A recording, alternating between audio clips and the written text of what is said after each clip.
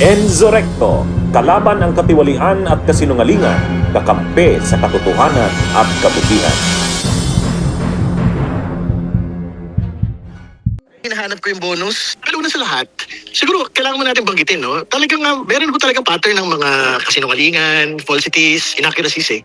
Si Congressman Leviste at isa na naman po ito doon sa mga halimbawa po noon, ano? Kasi una sa lahat, hindi ko totoo may 2 million ng Christmas bonus, no? So, ibig sabihin, may mga binigay pong mga kapirahan para sa mga opisina ng mga kongresista, para sa mga aktibidad at mga programa at gawain na ginagawa po ng mga kongresista. So, ibig sabihin, hindi po yan para pirahin o para gamitin sa kapritsyo. Dahil ang bonus ho ay yung pong 13th month tsaka 14th month pay lang ho na ibinibigay ho sa lahat ng mga kawani ng gobyerno. So ito pong 2 million na sinasabi niya Christmas bonus. Una, hindi po ito Christmas bonus. Pangalawa, hindi po ito ngayon lang nangyari. In fact, mula nung nagsimula ako sa Kongreso ng 2013, meron na pong mga ganyang mga cheque kapirahan na ibinibigay para sa mga programa, aktibidad at gawain po ng mga opisina ng mga kongresista. Para ho pagtugmain lang natin, baka meron lang kumbaga issue dun sa definition of terms. Yung kaperahan bang binabanggit mo na yun, aabot ba ng 2 million yun? Dati, I think mas maliit, no? Noong 2013. Pero again, ito po ay mga hindi para sa sahod o salapi ng kongresista mismo, kundi para sa mga opisina. So, ibig sabihin, dagdag ho yan sa mga panggasto sa mga aktibidad at mga programa po ng mga kongresista at opisina. So anong tamang term doon kung kapag distribute sa inyo yung ganong halaga tuwing bandang year-end, kung hindi siya bonus? At expenses. Mga kasama yan doon sa listahan po ng mga iba't ibang mga extraordinary miscellaneous expenses na ibinibigay sa mga opisina. No? So, I think yun yung kailangan ho nating gawin pong definition doon. No? Ibig sabihin, hindi yan napupunta sa mga wallet at pitaka, pang bakasyon at kapritsyo ng pong mga kongresista. Kundi ginagamit yan para sa mga aktibidad, gawain at programa ng mga opisina. Opo, yun yung kaperahan na binabanggit mong na yun, Kong Terry, ay aabutin nga ba ng 2 milyon? I think ito pong huli. Umabot po ng 2 milyon. Yung pong inilabas po ng huling araw po ng Kongreso. Opo. At saan ho nang gagaling yung ganong klase ng pondo na ibinibigay sa opisina ng mga kongresista sa mga buwan ng Disyembre? Kasama ho yan sa House Budget, no? So, ibig sabihin, kasama ho yan doon sa mga miscellaneous and operating maintenance maintenance expenses po ng Kongreso, no? So, ibig sabihin, bawat opisina, bawat kongresista, bawat departamento, I think yan po yung sum total nito po mga gastusin po. Ko lang pong linawin na hindi ko po plano na magka-interview tungkol dito ngayon, pero dahil si Congressman Redon ay nagpa-interview, kinontak po ako ng inyong staff para magpa-interview ngayon. Nais ko lang pong kasing sabihin ito kasi ang sabi sa akin ng aking anak, sa lahat ng mga sasabihin mo, huwag mo nang pag-usapan yung MOOE kasi yan yung pinaka-sensitibong issue sa buong Kongreso. Pero dahil biyoksan ni Congressman Redon ngayong araw, ang unang sasabihin ko ay pasasalamat sa kanya at kay Deputy Speaker Ronnie Puno na inamin nila na may 2 million na ibinigay talaga sa nakaraang linggo. Yung mga iba, dinenay. Yung iba, sinabi na hindi nila sigurado magkano. Talagang may 2 million na binigay. At I think yung pinag-uusapan na lang, ito ba ay para sa sarili o para sa mga ating distrito? At I totally agree, ito po ay para sa ating mga distrito. At sinabi nga po ni DS Ronnie Puno na may mga Christmas parties, ang ating mga barangay captains, may mga health activities, may iba pang mga holiday events. At ang punto ko lang po, una, bakit hindi namin kailangan bigyan ng resibo ang Kongreso? Kasi ito po ay liquidation by certification. Pangalawa po, bakit yung pagtaas ng budget nito ay hindi tinalakay sa Kongreso? Number 1, tama ba may Christmas bonus? Of course, you're a congressman. Tama ba may Christmas bonus? Number 2, 2 million ba yan? Number 3, lahat ba meron?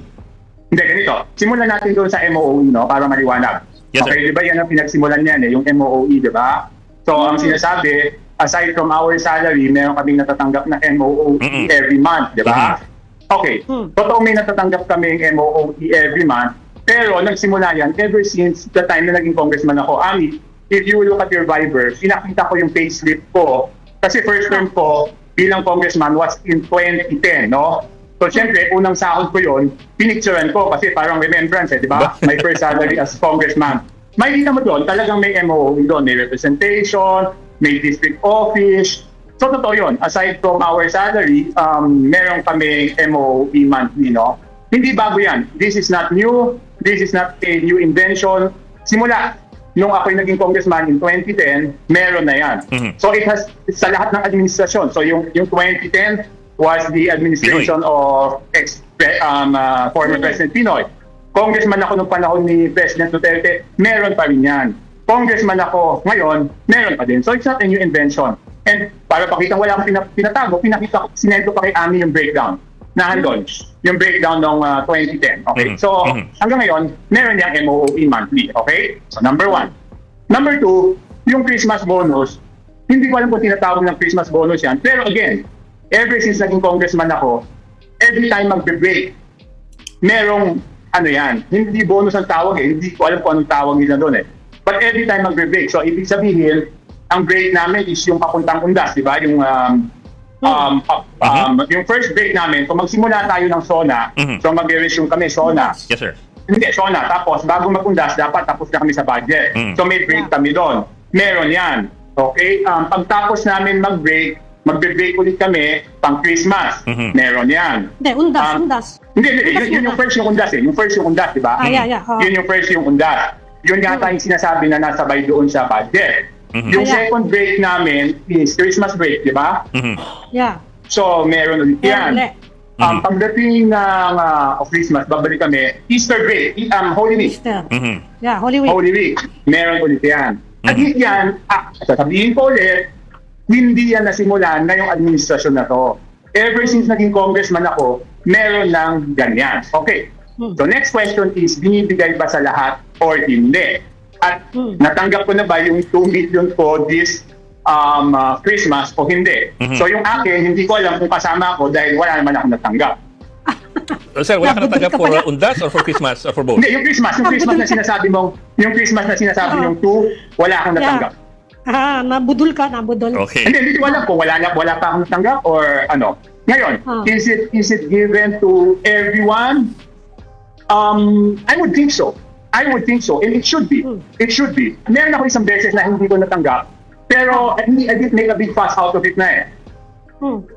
Yung break bago mag-eleksyon, I mean, hindi ko alam kung sino aamin doon sa mga hindi pumema sa impeachment. Lahat ng hindi pumema sa impeachment, hindi release yun. No, magtanong kayo nung, siyempre yung mga pumema, nakatanggap yun, hindi naman aamin yun, di ba? Oo.